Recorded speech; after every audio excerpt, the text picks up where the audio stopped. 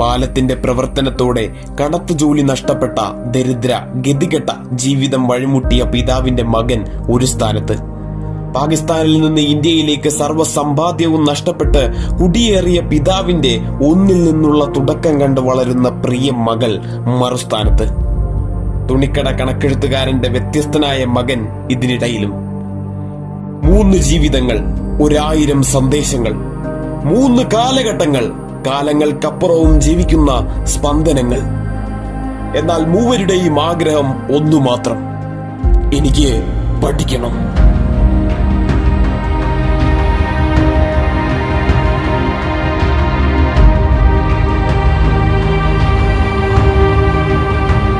കാലം തന്ന ഗതികേടിന്റെ ചൂടിലും ആത്മവിശ്വാസത്തിന്റെയും ആഗ്രഹത്തിന്റെയും തണുപ്പാൽ സ്വയം വളമേകുന്ന, ഉയരങ്ങളിൽ താൻ ശിഖരങ്ങൾ വിരിക്കാൻ സ്വപ്നം കാണുന്ന ഈ ചെറുചെടികളെ തളയ്ക്കാൻ ദൈവത്തിനും ഭൂതത്തിനും വിധിക്കും സാധിച്ചില്ല. ഗതികേടിൻ മുൾവേലി ഒരു പരുതിയായി മാറിയെങ്കിലും ദിവസവും 3 മണിക്ക് എഴുന്നേറ്റ് അടുത്തുള്ള ക്ഷേത്രത്തിലെ സൗജന്യ ഗണിത വിദ്യാഭ്യാസത്തിൽ പങ്കുകൊള്ളുന്ന ആ 8 വയസ്സുകാരന്റെ ത്വര കണ്ട് വിധിയുടെയും കണ്ണു നിറഞ്ഞു. തുടർന്ന് കുടുംബത്തിനായും സ്വന്തം വിദ്യാഭ്യാസത്തിനായും പത്രം വിറ്റ് വീട്ടിൽ തിരികെ എത്തുന്ന മകന്റെ വിശപ്പിന് ഇല്ലാത്ത ഭക്ഷണവും താൻ പങ്കിൽ നിന്നുണ്ടാക്കി കൊടുത്ത ആ മാതാവിന്റെ സ്നേഹാമൃതത്തിൽ വിദിതൻ ഹൃദയം ഒന്നിടറി. അവിടെ ആ നിശബ്ദതയെ നിഷ്ഫലമാക്കിയ ആ ഗദ്ഗതം ദുഃഖത്തിനെയാണോ സന്തോഷത്തിനെയാണോ സൂചിപ്പിക്കുന്നതെന്ന് മനസ്സിലാക്കാൻ സാക്ഷാൽ പ്രകൃതിക്കും കഴിഞ്ഞില്ല. എന്നാൽ ആ മിടുക്കൻ കോളേജിൽ ചേർന്നു. സ്വന്തം ചിലവുകൾ സ്വയം വഹിച്ചു. കൂടെ ബഹിരാകാശമെന്ന അനന്ത സൗന്ദര്യത്തെ ആഴത്തിൽ അറിയാനുള്ള അന്വേഷണത്തിന് തുടക്കം കുറിക്കുകയും ചെയ്തു. മനസ്സിലാക്കൂ, നിങ്ങൾ ജ്വലിച്ച ഹൃദയത്തെ തകർക്കാൻ ശക്തമായതായി ഒന്നുമില്ല. വിധി നമ്മളെ മാറ്റാൻ ശ്രമിച്ചാലും നമ്മിലെ അഗ്നി വിധിയെ മാറ്റും. നാം സൃഷ്ടിക്കുന്നു ഭൂതവും ഭാവിയും എല്ലാം. എല്ലാത്തിനും അധിപൻ ഇപ്പോഴുള്ള നാം തന്നെ. അതെ, അവൻ ചേർന്നു എയ്റോസ്പേസ് എഞ്ചിനീയറിംഗിന് Madras Institute of Technology. Fees ഒരു കടമ്പയായിരുന്നു. എന്നാൽ തൻ സ്വർണങ്ങൾ വിറ്റ് ആ ജ്യേഷ്ഠത്തി അനുജന് തൻ സ്വപ്നങ്ങളിലേക്കുള്ള വാതിൽ തുറന്നു നൽകി.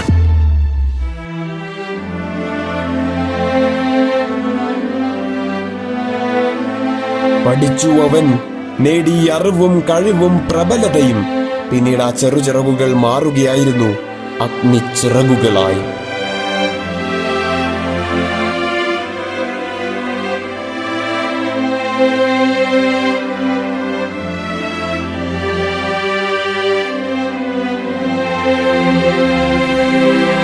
ഉറങ്ങുമ്പോൾ കാണുന്നതല്ല സ്വപ്നം, ഉറക്കം കെടുത്തുന്നതാണ് സ്വപ്നം.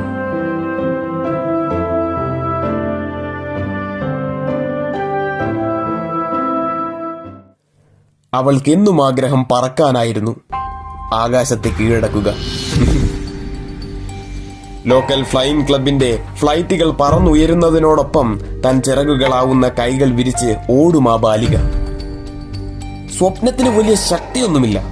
എന്നാൽ എപ്പോഴാണ് സ്വപ്നങ്ങൾ ലക്ഷ്യങ്ങളായി മാറുന്നത്, ആ പരിവർത്തനമുണ്ടല്ലോ, അത് ഊർജത്തിന്റെ ഒരു ഉഗ്ര വിസ്ഫോടനമായിരിക്കും.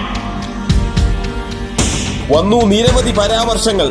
പെണ്ണുങ്ങൾക്ക് പറ്റിയതൊന്നുമല്ല ഇത്. വണ്ടി ഓടിക്കുന്ന പോലെയാ പ്ലെയിൻ ഓടിക്കുന്നത്, വല്ല ടീച്ചറോ മറ്റോ ആയ പോലെ. എന്നാൽ അതിനകം സ്വപ്നം ലക്ഷ്യമായി മാറിക്കഴിഞ്ഞിരുന്നു. ആ ഉഗ്രമായ ഊർജം പിന്തിരിപ്പന്മാരുടെ വായ മൂടി. വൈകാതെ അവളായി ഏത് ഫ്ലൈറ്റും കൈകാര്യം ചെയ്യാൻ പ്രാപ്തിയുള്ള അഗ്രഗണ്യ. പിന്നീട് നാസയിലേക്കുള്ള യാത്രയിൽ പെട്ടെന്നായിരുന്നു.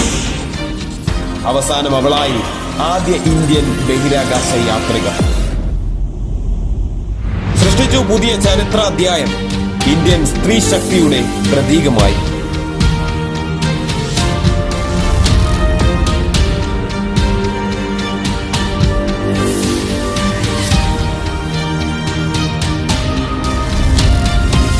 നിങ്ങളുടെ സ്വപ്നത്തിലേക്കുള്ള പാത എല്ലായ്പ്പോഴും ഉണ്ടായിരിക്കും. പക്ഷേ നിങ്ങൾക്കത് കണ്ടെത്താൻ സാധിക്കണം. ആ പാതയിലൂടെ സഞ്ചരിച്ച് ലക്ഷ്യത്തിലേക്ക് എത്തിച്ചേരാനുള്ള ധൈര്യം നിങ്ങളിൽ ഉണ്ടായിരിക്കും.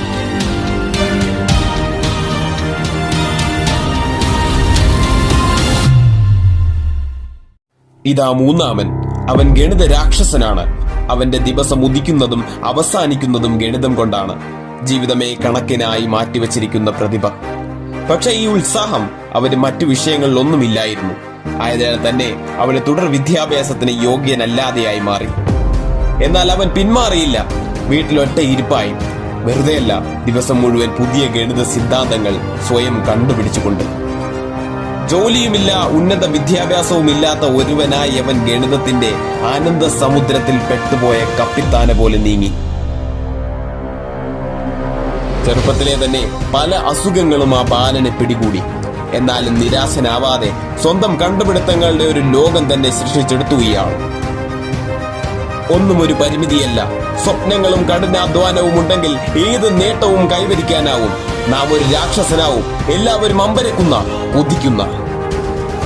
തന്റെ കണ്ടുപിടുത്തങ്ങൾ ഇംഗ്ലണ്ടിലെ പ്രശസ്തനായ ഗണിതശാസ്ത്രജ്ഞൻ ഹാർഡിക്ക് അയച്ചതിലൂടെ അദ്ദേഹത്തിന്റെ ജീവിതത്തിലെ ഒരു പുതിയ വഴിത്തിരിവുണ്ടായി. വൈകാതെ അദ്ദേഹം കാംബ്രിഡ്ജ് സർവകലാശാലയിലേക്ക് സ്വീകരിക്കപ്പെട്ടു. നിങ്ങളുടെ ജീവിതത്തെ നിർണയിക്കുന്നത് നിങ്ങൾ തന്നെയാണ്. നിങ്ങളെ നിർണയിക്കുന്നത് നിങ്ങൾ ഇപ്പോൾ എന്ത് ചെയ്യുന്നു എന്നതാണ്. നിങ്ങൾ ഇപ്പോൾ എന്ത് ചെയ്യുന്നു എന്നതിനെ പ്രേരിപ്പിക്കുന്നത് ലക്ഷ്യങ്ങളാണ്, ലക്ഷ്യബോധമാണ്. അഗ്നിയിൽ ജനിച്ചവർ വെയിലത്ത് വാടില്ല. നിങ്ങൾ ഇപ്പോഴും ഇരിക്കുന്നത് ഒരു ബോക്സിലാണ്. ഒന്നില്ലെങ്കിൽ നിങ്ങൾക്ക് ആ ബോക്സിനെ വിപുലമാക്കാം, അല്ലെങ്കിൽ ഈ ബോക്സിന് പുറത്തേക്ക് ചാടിക്കടക്കാം. രണ്ടുമില്ല എങ്കിൽ നിങ്ങൾ ഇന്നുള്ളതുപോലെ തന്നെ ഇനി ജീവിക്കുകയും മരിക്കുകയും ചെയ്യും.